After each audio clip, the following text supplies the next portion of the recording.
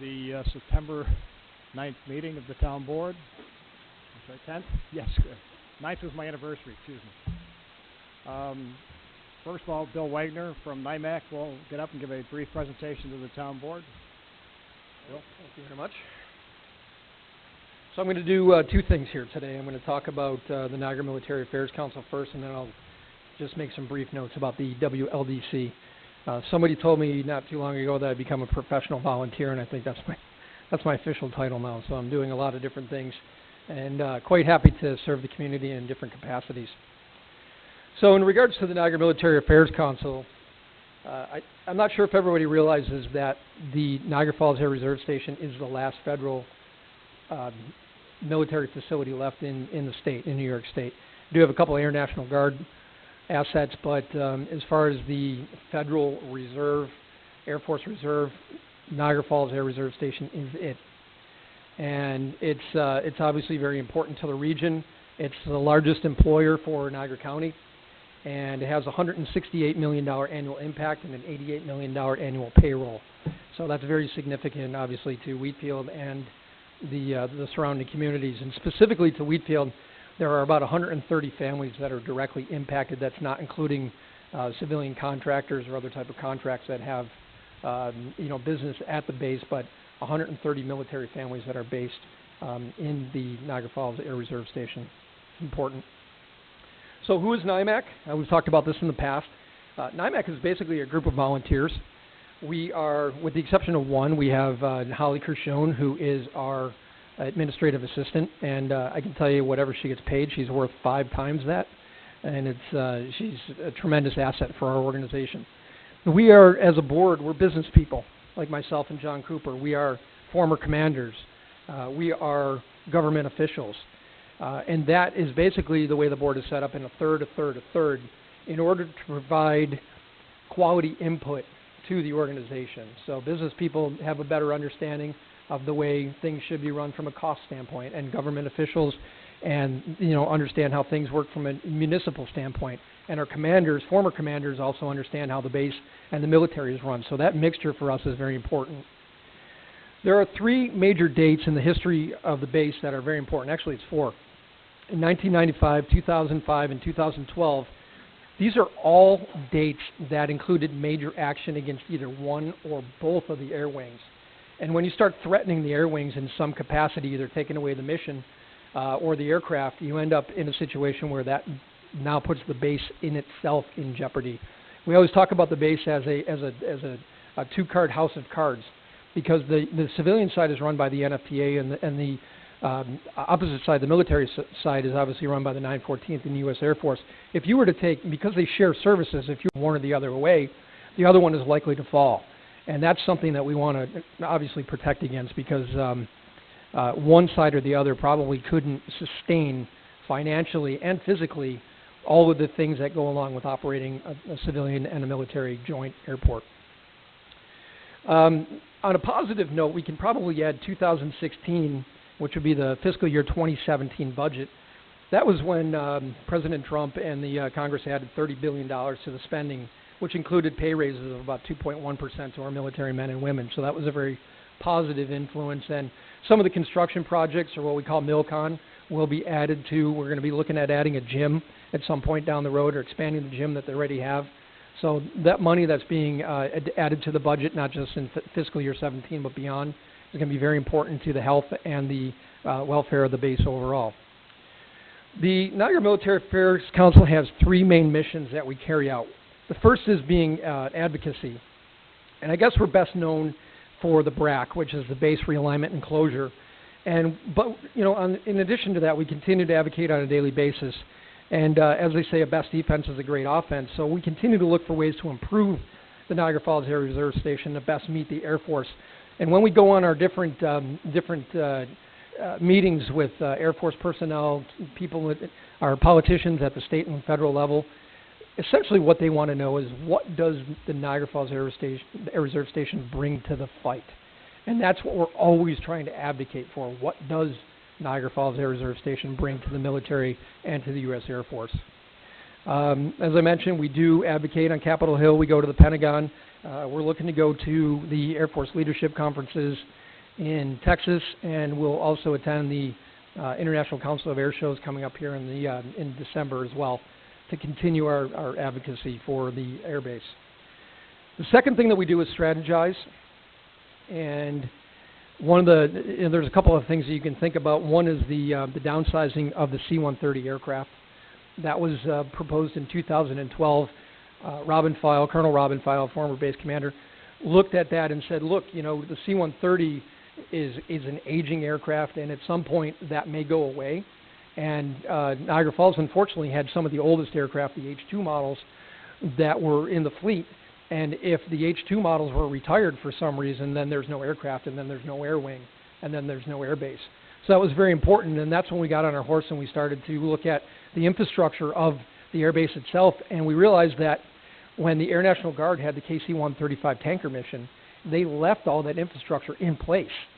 And we were able, and they pickled it. Essentially, they mothballed it. It's all there, but it was just taken out of service. So we realized that, and we went to the Air Force Senior Command, and we said to them, look, we have all of the infrastructure that you need. It needs a couple $1 million of upgrades to get it back online, but it's better than building an entire brand new base with all of the infrastructure that you need to make a KC-135 mission attainable here at Niagara Falls, and they bought that. And that was that's one of our major successes. In addition to that, the Air National Guard has gone through a tremendous amount of change. They've had F-16 fighters here. They've had C-130s. They've had KC-135 tankers, et cetera. One of the things that we went to the Air National Guard and the Advocate General for is to talk to them about what is the future of the needs of the Air Force and the Air National Guard, and that happened to be an RPA, or remotely piloted aircraft mission, and that's what they currently do now. So the 107th flies the MQ-9, the Reaper, in theaters around the world. It's a 24/7 mission, which is plugged into them directly via a vast fiber optic network system that has been installed over the past couple of years. They're actually able to 24/7 go into their secured facilities and fly missions all over the world, doing whatever it is that they need to do to support our government and our military. And that's a fantastic mission for them, and it's a forward-looking mission. So the KC-135, refueling tankers. There is an insatiable need for fuel. The RPAs, intelligence, surveillance, and reconnaissance. There is an insatiable need for all of that information. So our 107th and our 914th Air Wings both have missions that are currently viable, but also forward-looking viable as well. And we're very excited about that. The last thing is we operate as a liaison between the community and the base. And the one thing that the town of Wheatfield has been fantastic on, with the help of Colonel Muscatello, is the encroachment issue. And there are a number of properties on the east end of the base that are on the approach to 10 right. And that particular the runway is really important, obviously, for takeoff and landing for the very heavy KC-135 tankers. So in order for us to make sure that that runway stays viable, we need to make sure, and this is something that Air Force leadership has tasked us with, is to look at and make sure there's nothing that's being built in line of that approach or takeoff that could be negatively impacted in the event of some sort of incident. Okay, and that would mean we don't want to build communities there, we don't want to build schools there, we don't want to build shopping centers, things that have a lot of people. So it's currently a lot of farmland, and that's the way we'd like to keep it, and that's what the Encroachment Project ICE map is all about, and we definitely appreciate the town of Wheatfield's support on that. The other project that we're working on right now with the NFPA is the fiber optic. We talked about that a little bit earlier, but right now we're trying to get fiber optics involved in between our fire crash and rescue, which is on the military side, and the civilian tower. That communication between the two sides is very important, and it's something that we'll continue to advocate for. We also want to thank the town of Lewiston for adopting guidelines to help keep the base informed of any construction developments that might be affecting the base in any way, shape, or form. And Wheatfield, you guys are doing that too. There's an airport protection zone, and you guys have adopted that as part of your plans, and we appreciate that. The air show, I put a couple of pictures in front of you there, was a resounding success. We had, unfortunately on Sunday, we had to shut the base down. We had too many people trying to get on. A lot of people complained about that, and unfortunately, it is what it is. You can only have so many people there. It became a safety issue. Base Command decided that we needed to, when you have 40 people in front of each porta-john, that was enough, and we just didn't have the ability to bring more people on. And so a lot of our fans who are on Facebook came to our defense and said, look, you know, we had been going out into the community, we had been doing radio and TV interviews, telling people to get there early, get there, you know, as fast as you can, because we know that this is a very it's going to be a very successful show with 2 jet teams, the F-22, the F-18, et cetera. And, you know, people who showed up later weren't able to get on the base. We regret that, but our fans came to our defense and said, look, you need to do better planning next time. And that's, you know, that's a testament to how well the Airshow was received by the community.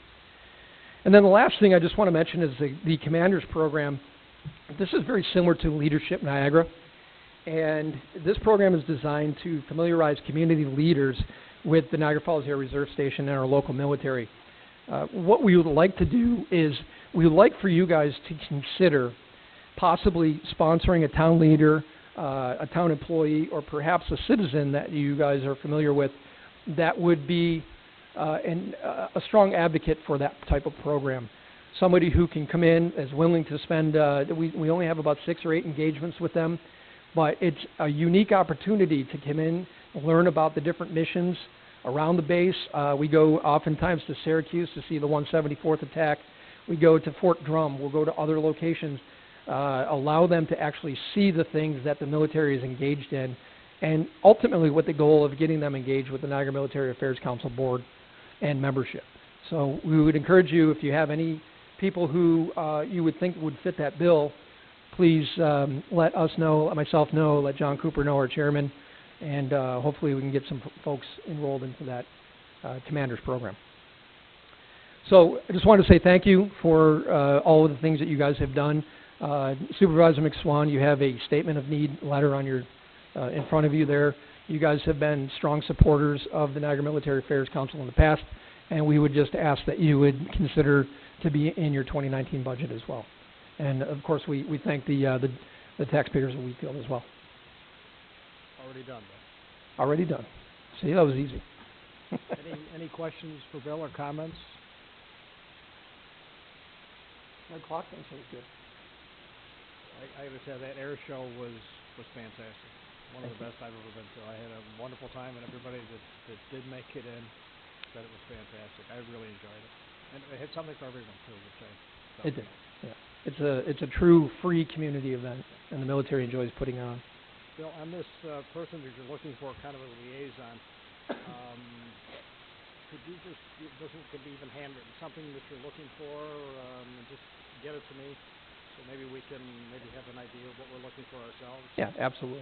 Okay, doesn't have to be anything fancy, but Nope. just an idea of what we're looking for. Yeah, are you familiar with Leadership Niagara and the parameters that the individuals who are involved in that are?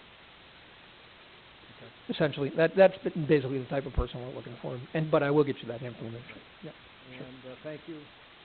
Anybody? And want to change hats? Okay, I'm going to step away.